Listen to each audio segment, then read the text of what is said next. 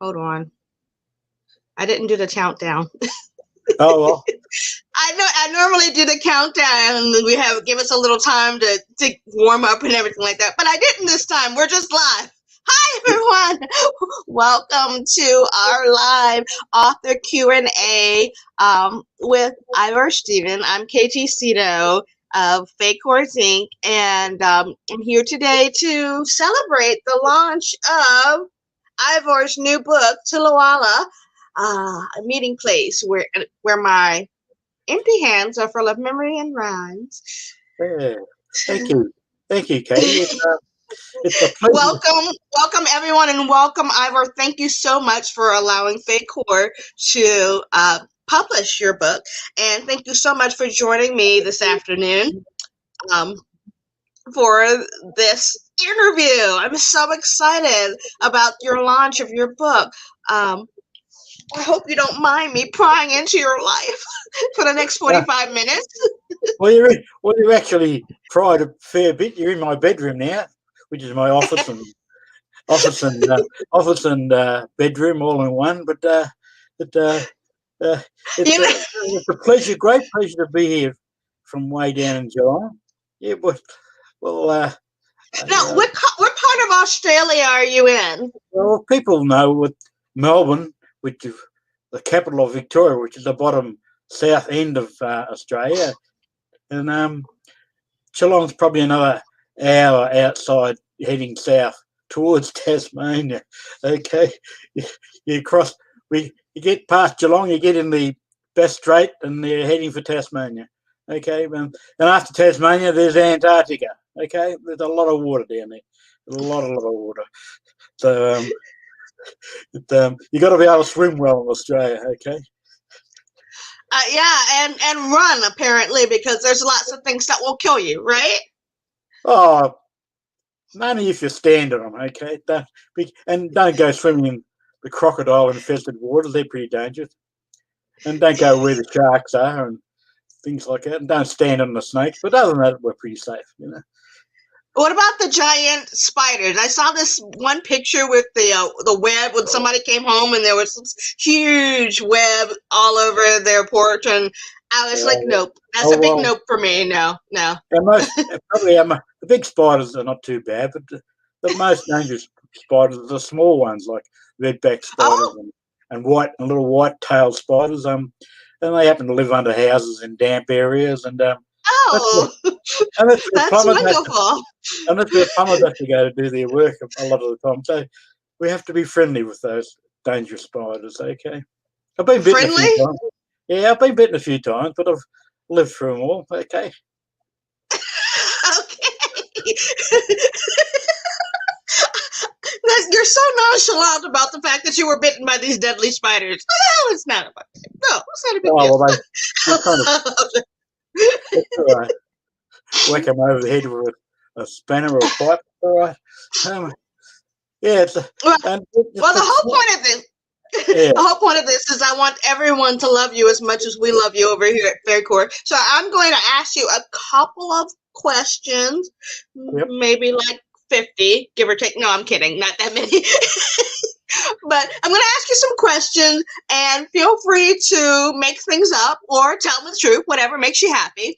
And then about midway through, I'll stop you and I'll make you read a poem. So you have some time to think about what you're going to read, okay? Okay. I've got a few things here beside me on the bed, or on the desk, I call it. It's a desk while I'm writing. Okay. Okay, all right. So question number 1. Wow. Does writing make you excited, or does it make you tired? Does it exhaust you, or does it energize you? Wow, what a good question. I'd say it energizes me, because I'm basically tired all the bloody time. Okay. Aren't we all? So if I'm writing, I have to have a bit of energy. So I'd say it energizes me, and I enjoy the process of writing. It's fun. It keeps me mind active, which is important for me these days. The people mightn't know, got this lovely young face, this beautiful young face. Is heading on 70 soon, in a couple of months. So I'm doing okay at the moment. So writing So, just to the okay, so I mind. have a question. Do you have like a ritual that you do before you start writing? Do you get in the frame of mind of writing? Do you have anything that you do that you always have to do, or you always have to look a certain way, or have a certain thing to drink? What do you have some sort of ritual before you get started? Oh, a coffee and a cake's a good start. Okay. Ooh, what kind of cake? Usually quite sweet cakes or chocolate cakes or any sort of cake. Yeah. Actually, Mm, I'm a cakeaholic. now Okay. I want cake. Yeah, Yeah, and now I want cake. because I love coffee. Actually, people that read my blog and know that I actually go down to my favourite shopping centre, which it's Packington Street, and I have a favourite coffee lounge or coffee bar, whatever you like. It's a cafe, and it's called the Box Office Cafe. It's a bit of a open area, and I like to sit there. I have headphones and music playing. I have to play. Oh, there's another ritual. Okay, I write with music. I don't write in the silence. I have to have music.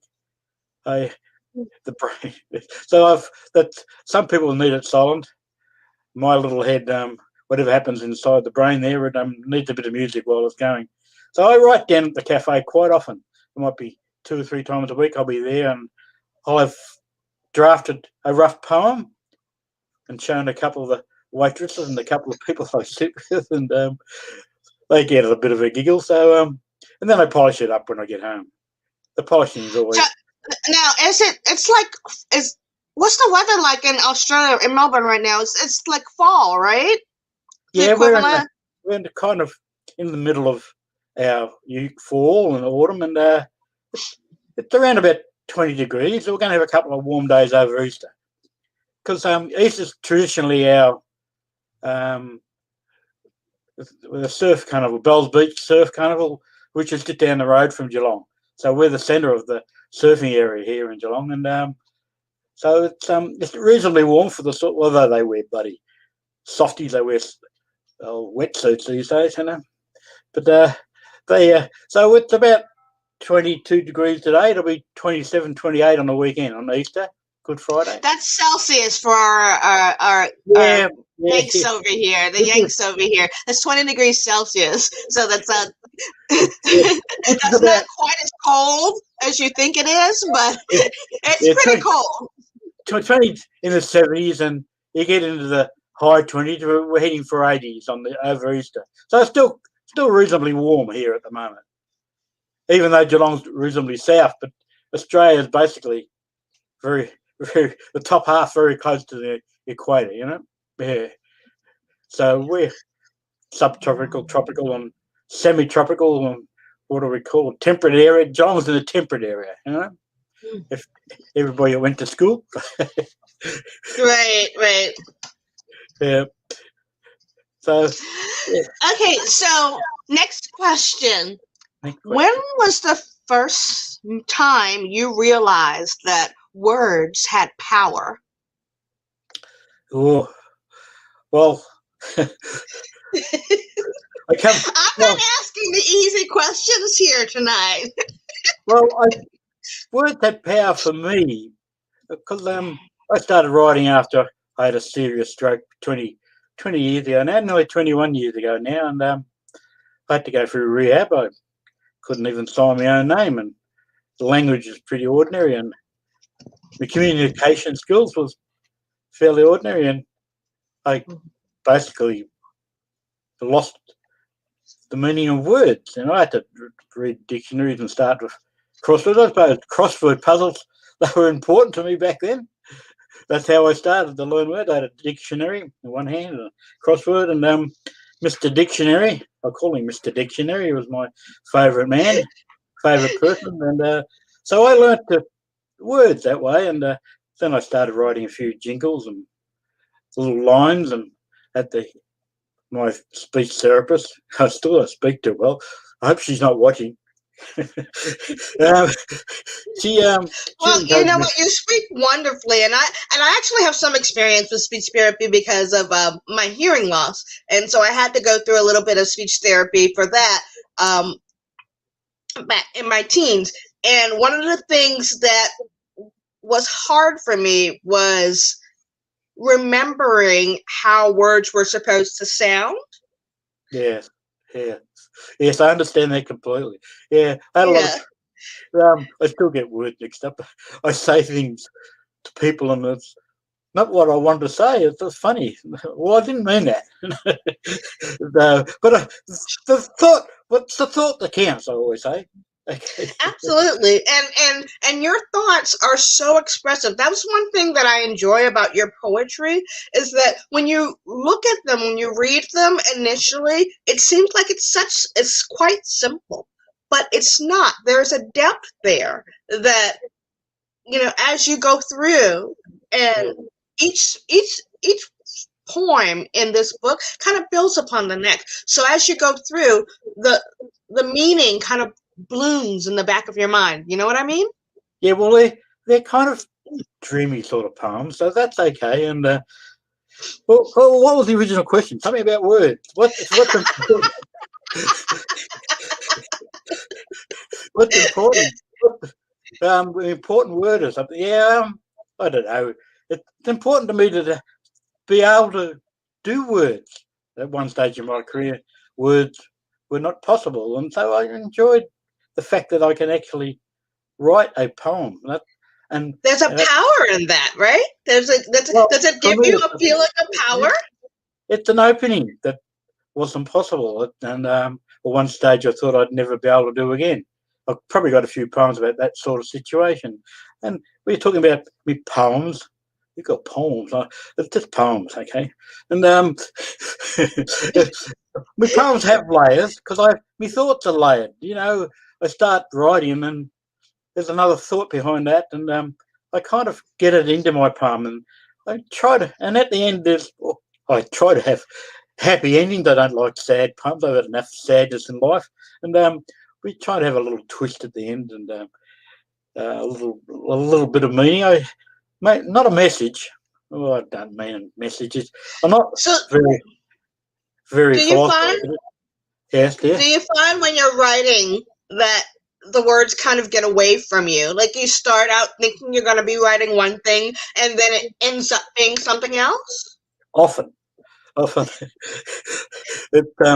From what I write at the box office cafe, and time I start polishing it up at home, they're completely different, and thoughts are different. But what I have established is a thought, and that thought goes into other areas, and I find that fascinating that I've developed this ability to travel into other areas of my head, which was pretty empty at one stage of its career. But my neurologist probably told me that the strokes can reopen channels in your brain that weren't working before because you've a couple of channels have died off, and then you have to start using new pieces of your brain, and that's what happens. It's like opening another door. Okay, yeah, that's an interesting fact, and for me, I'm probably the prime example of re-establishing another section of my brain. How's that? Which is handy to know that I had another section there. Okay. Yeah. So the writing for you was part of your healing. So do you Yeah. see your writing as a spiritual practice? Do you see it as something that like an appointment with yourself, or as a way of giving back to the world? How do you see it? Well, it's probably all those things. I see it as connection to other people, which is important. Which communication skills was fairly lacking back after those stroke days, uh, and I love to impart some meaning into my words that there's always hope for people that have been in my situation. Of course, my wife back in those days suffered severe MS, and I write a bit about those topics and how you can smile under difficulties and take the world as it is. Be gracious about where you are and what you have, and And she was a great example of smiling for 30 years out of a wheelchair. So that's always I try to impart those sort of positive aspects. Of course, I have a few Now, sad.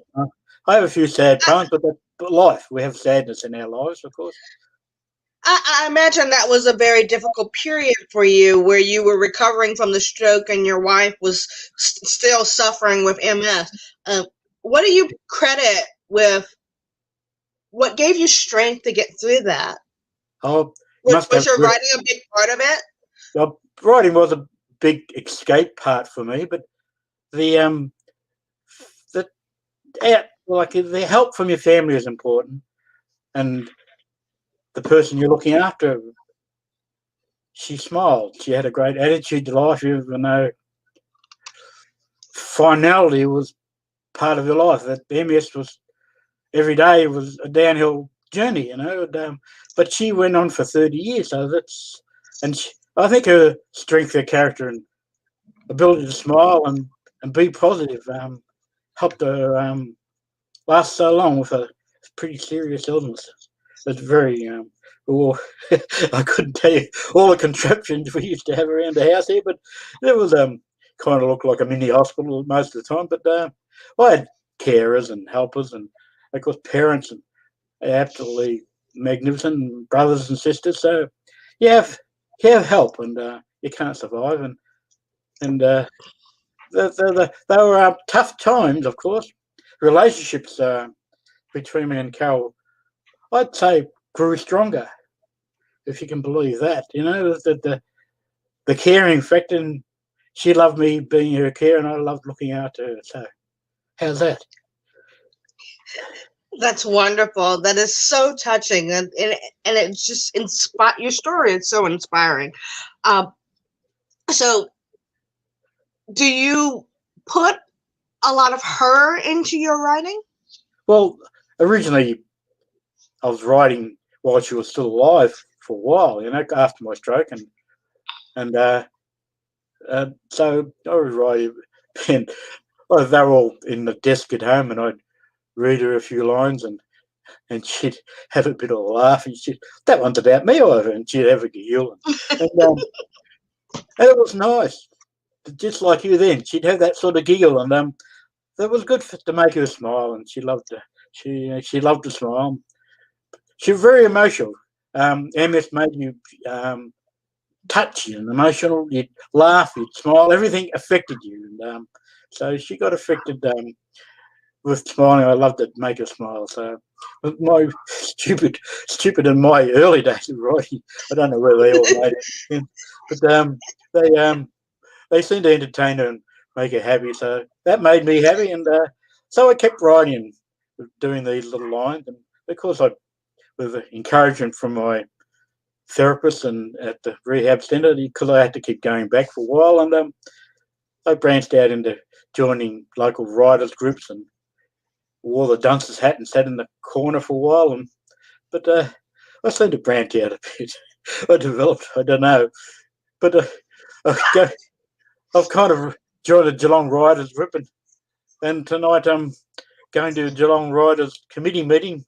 They got me on the committee now. With a board of 6, and here I am on the board.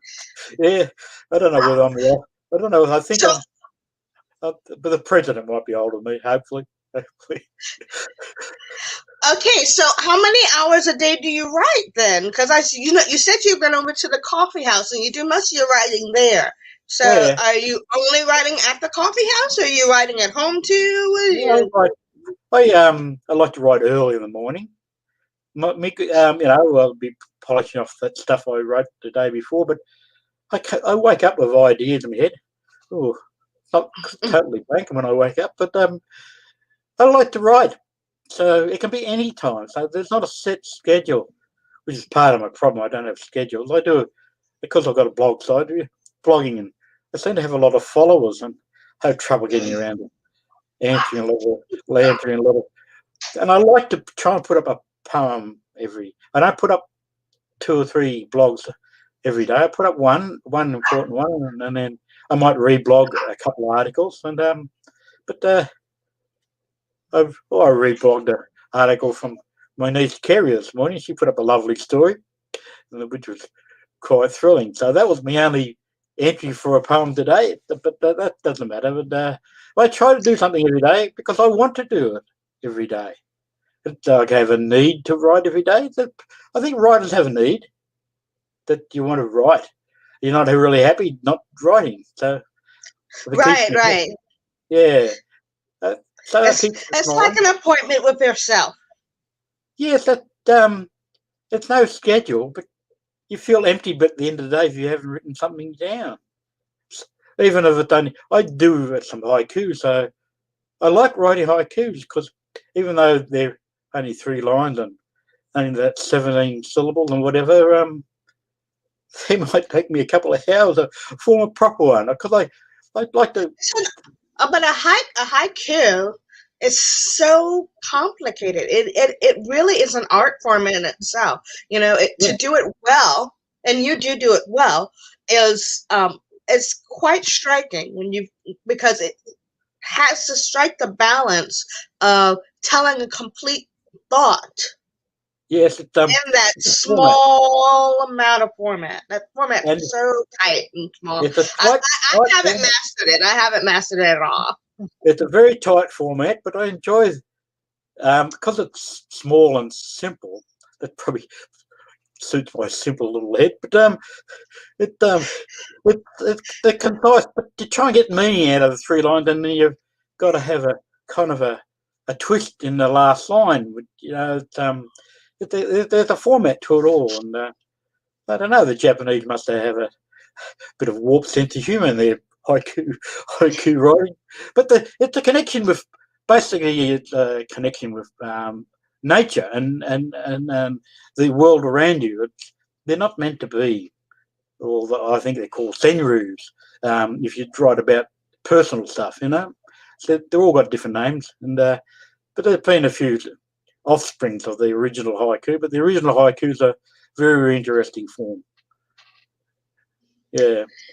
Okay, so I think we've been talking for about 20 minutes now. I think it's time, and we made them wait long enough. I think it's time for you to read your first poem. You've had time to think about it. What are you going to read for us here?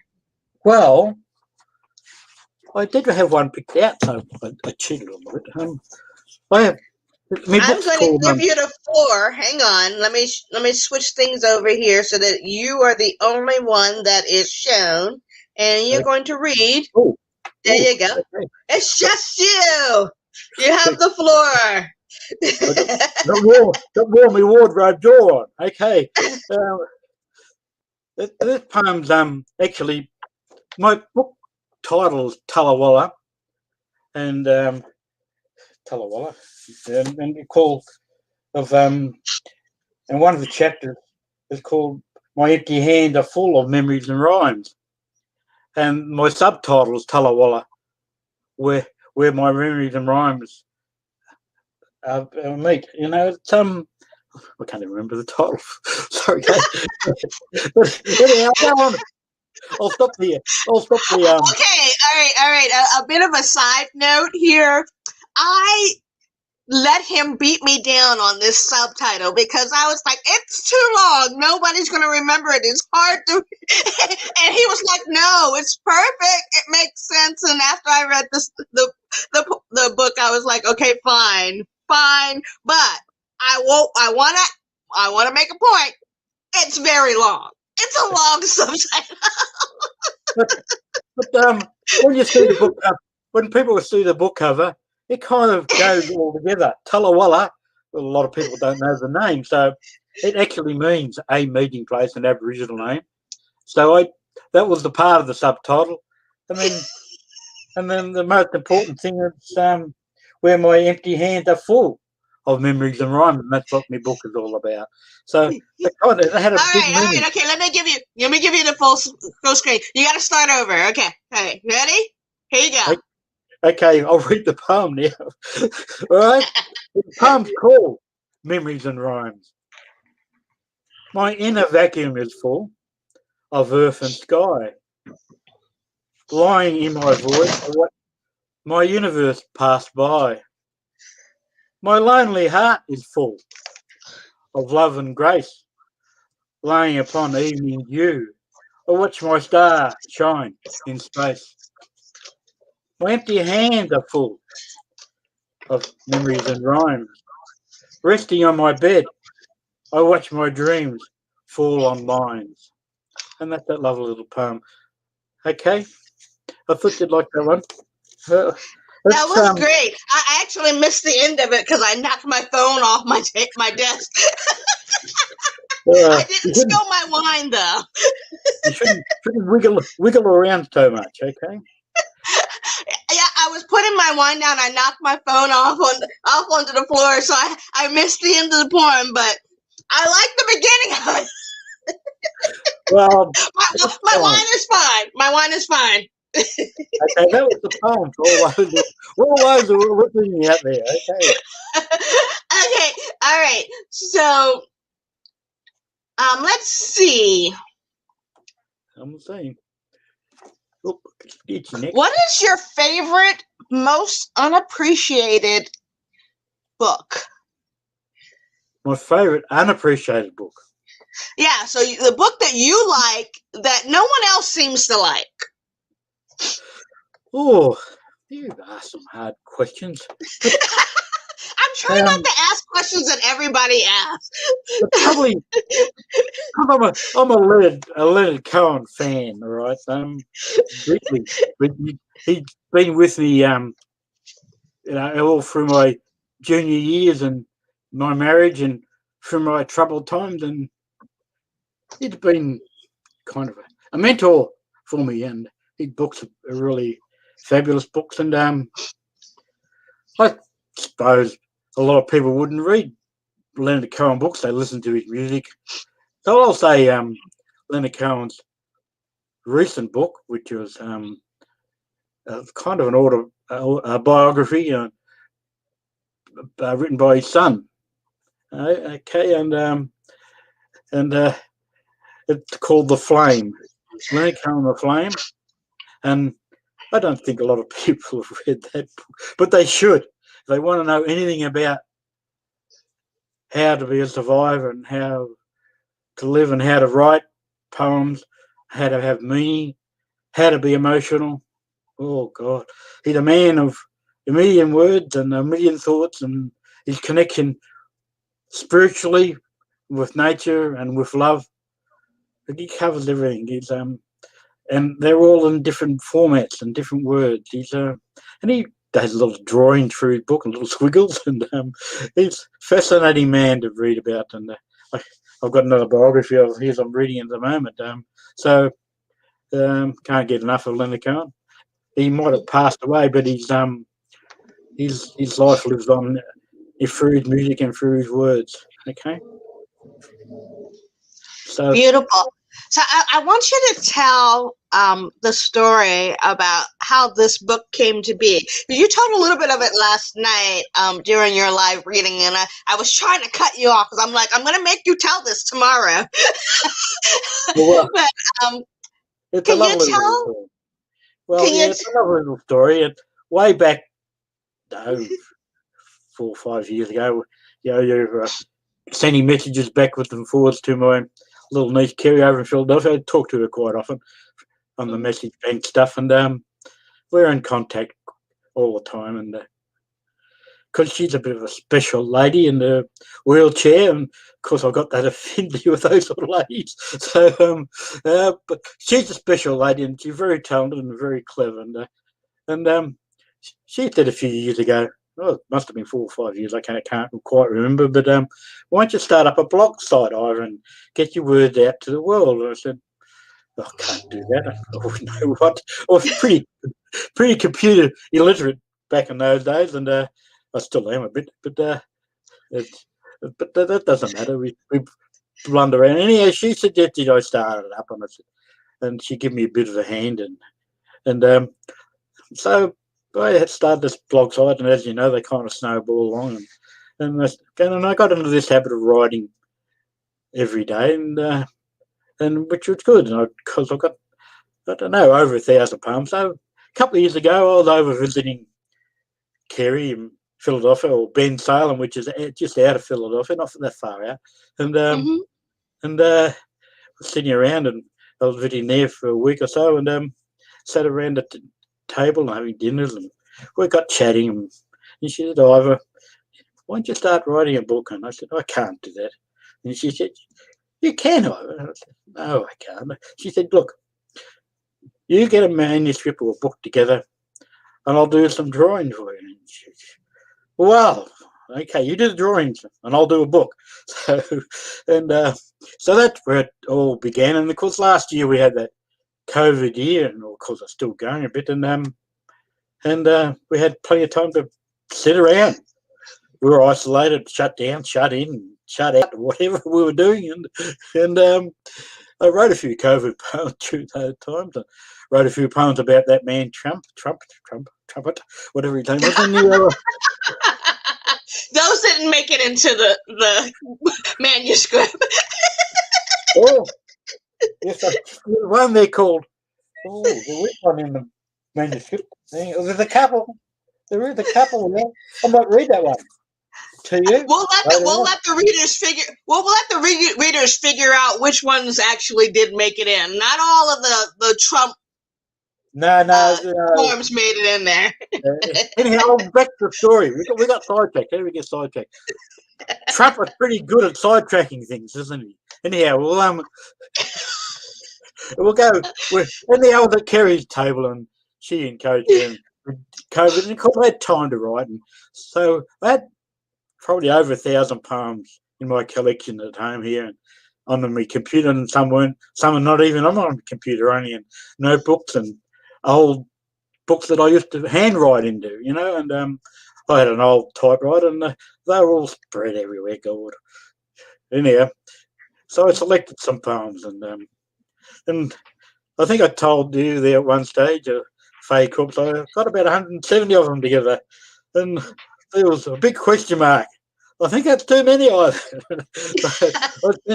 I spent the next.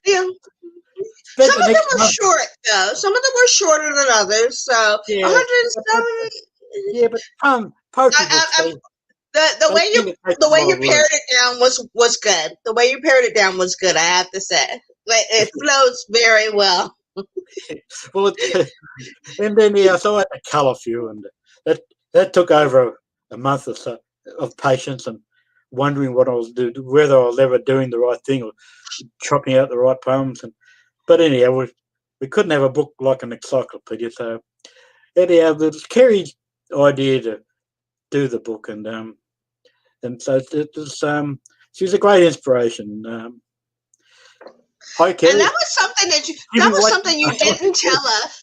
You didn't tell us from the beginning, because when you approached us with the manuscript, it was just Ivor. And then, as we got into the process of editing and everything, when you talked about the illustrations, we realized that Carrie is such a big part of this. Her name needed to be on this too, and this was not just your brainchild, but the two of you together. And so it was very important that we got the two of you together and synthesized things to the point that we were able to create the vision that you had.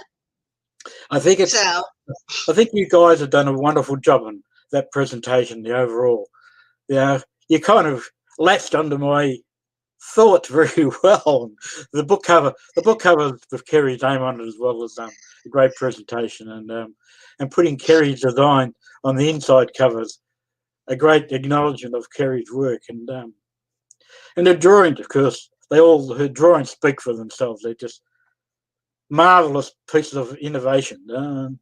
She's quite creative as well, and so I think everybody will understand by the time they get to reading the book and get to the end and read the illustrators. I think we've got a paragraph for the page for the illustrator at the end for Kerry and me and the author, and but the book's come out well. Couldn't be happier. I think you as the publisher. It's quite beautiful. The synthesis of the illustrations and your words. It really is it's such a lovely thing. It's just lovely. It really is. It really is.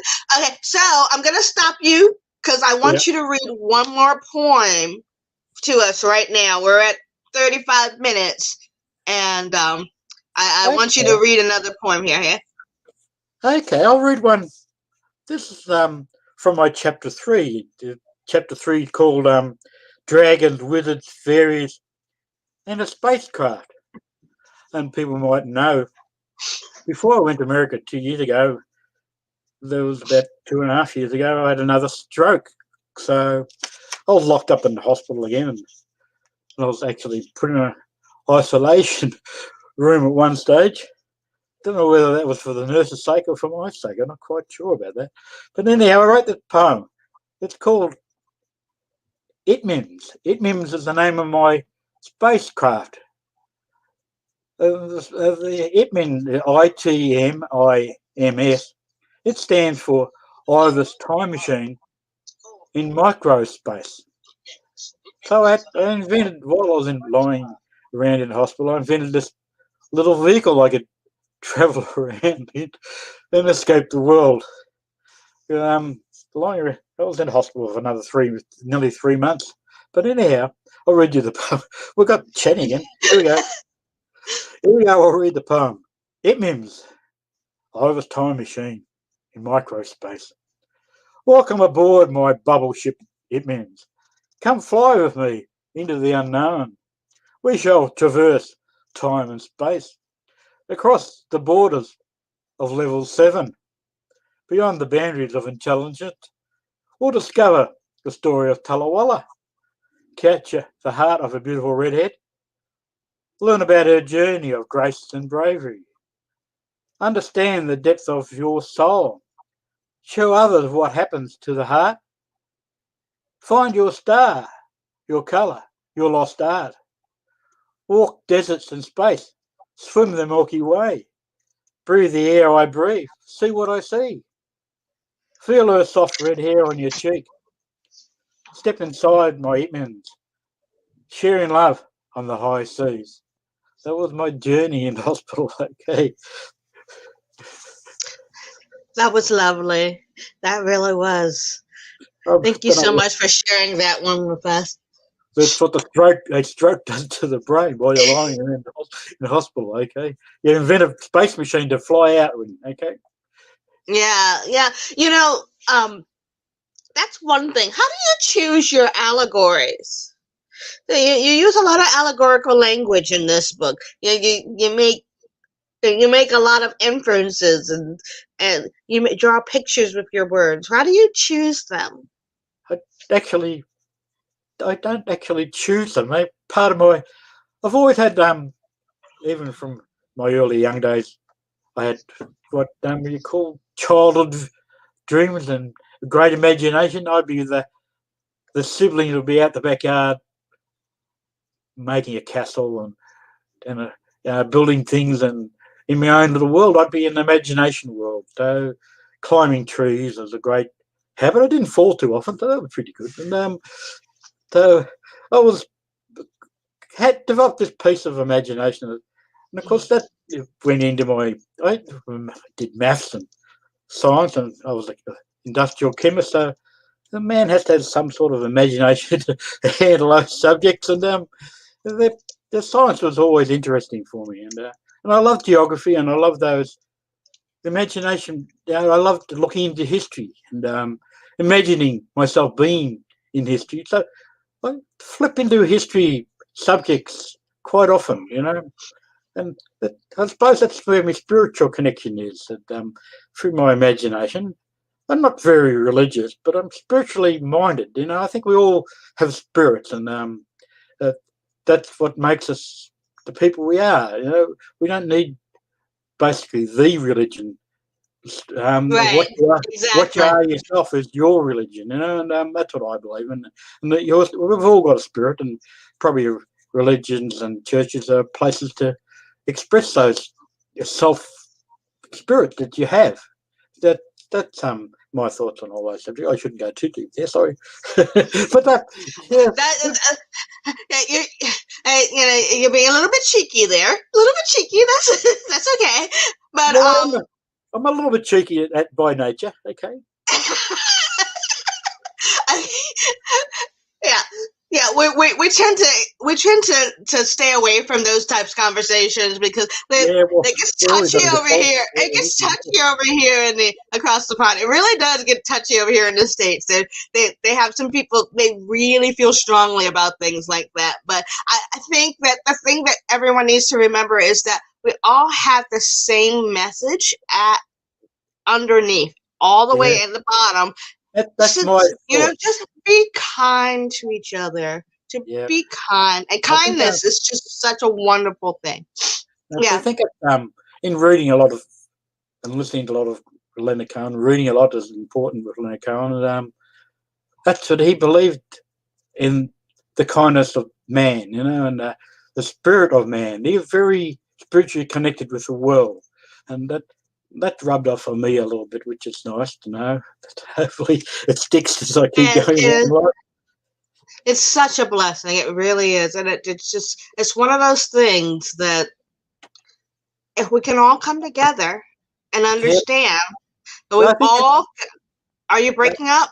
no, I'm just taking a drink. Is that okay? Oh yeah. Well, I've been drinking all along, so you got to catch up. No, middle of the day. Oh, God. Oh, it's Okay. only noon for you. Yes, Well, it's past 5 o'clock over here. So if you want to pretend you're on Eastern time, then yeah, yeah, okay. We're on Eastern time. In Australia, it's called Eastern Standard Time Australia, okay? Yeah, but yeah. If you want to pretend like you're a Yank for a minute, it's yeah. okay. You've got any more hard questions for me now? Did I answer that one So, okay? well, we've only got a couple of minutes left, so I'm going to take care of the business part of this, which is everyone. It is already the 30th in Australia, so you Aussies can go and get yourself a copy of Tullawalla. We have to wait a few more hours over here, but we will be doing a replay of this live Q&A session with me and Ivor talking about his new release, Tullawalla, a meeting place where my empty hands are full of memory and rhyme, Well which done. is available. I have it memorized. Which is available wherever books are sold. So if you can get an ebook or a physical book from Barnes and Noble, because the physical copies of this book are only available from Barnes and Noble. And it's on barnesandnoble.com, so you guys can just go right over to the handy dandy website and order yourself a copy. It's not expensive, and having a physical copy is always better in my book because I just love the smell of new books. But okay, don't get me started. Anyways, so tomorrow over here in the US, you can get yourself a copy, or you can pre-order your copy today and it will drop for you tomorrow when it releases. And if you're in Australia, you can get yourself over to Barnes & Noble and order yourself a physical copy, or you can go online and order yourself a copy of Ivor's new book from Bike Horse Inc. And we appreciate your patronage, and we appreciate you guys all supporting us and coming out and watching our videos and playing our little games with us, and all the little things you do to show that you care, because that is really the lifeblood of the small press. When Well, you're a in a small way. press,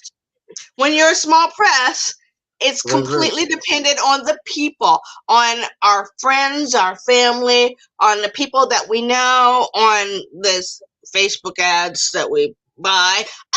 It's all tied together, and that's what makes it success, and that's what makes this work. And we appreciate it, and we appreciate each and every one of you. And just like we appreciate Ivor, we are so pleased and proud to have him as part of Big Horse Inc. He has been with us for over a year now.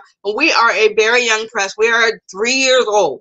And he has been with us for 2 of those years. And he is one of the first authors that we have put a single author work out for. So you can tell how much we believe in him and how much we appreciate him, because his story is so wonderful and his voice is so wonderful, and we want to share him with the world. We want to share him with everybody over here, You know, and I know Australia has him, but you know, we feel like he's ours. So, um, Okay. we Like a do, work on we my do. accent. Yeah, yeah. So, I mean, he set the bar high. You know, I judge all Aussies by Ivor. You know, so you know, you guys, you know, it is what it is. Okay. Okay. Now, Anyways, thank you so much for coming out. Ivor, do you want to say anything before I close things down? right, though, weren't we going to have a book giveaway, were we? A book Yeah. question? Okay. Oh, wait, I forgot to say it. I put it in the comics, but if you ask a question in the comments of this video, then your name will be entered to win a copy of Tullawalla, and we will try to figure out how to get you a signed copy. And if we can't do that, we will get you just a regular copy of the book, but it will come from us, absolutely free of charge. Okay. Well done. But you've got to comment. But you've got to comment on this video, so that requires that you actually read it and watch it. Oh, You okay. see how I did that there? Okay, you can. Like, click, share. All of you, like, click, share. That's how it works. Share and share. That's the way we work here. Share and share alike. That's right. All right. Thank you guys so much for tuning in. Thank you, Ivor, for being with us and for creating us and sharing your voice with the world. Thank you all for tuning in tonight. And that's it. Good night. Bye, Kerry. Bye, Kerry. You stuck with us for the whole thing. All right. Bye-bye now. Thank you for having me. It's been lovely. Great being here. Thank you. Thank you.